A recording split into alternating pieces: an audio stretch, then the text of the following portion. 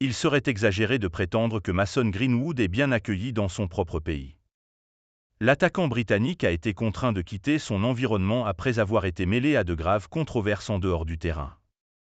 Manchester United a choisi de ne pas le réintégrer après que la tempête médiatique se soit calmée, le prêtant d'abord à Rétafé pour une saison, avant de le transférer à l'Olympique de Marseille.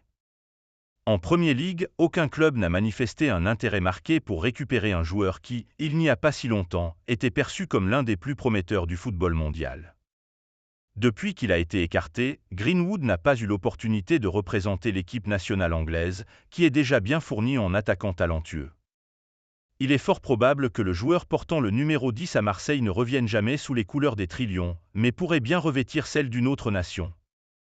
Une directive de la FIFA autorise un joueur à changer de nationalité sportive. Selon des informations relayées par le Sun, Mason Greenwood envisagerait de renoncer à sa nationalité sportive britannique pour rejoindre l'équipe nationale de Jamaïque, le pays d'origine de sa famille. Bien qu'il ait déjà participé à un match officiel avec l'Angleterre, lors d'une rencontre de Ligue des Nations, l'ancien joueur de Manchester United pourrait bénéficier d'une règle de la FIFA. Cette règle stipule que les athlètes ayant joué moins de 3 fois pour une sélection avant l'âge de 21 n'en peuvent changer de nationalité sportive. Greenwood semble donc désireux de participer à des compétitions internationales, y compris potentiellement une Coupe du Monde, si les Reggae Boys parviennent à se qualifier, tout en évitant l'attention médiatique qui pourrait entourer un retour avec l'équipe anglaise.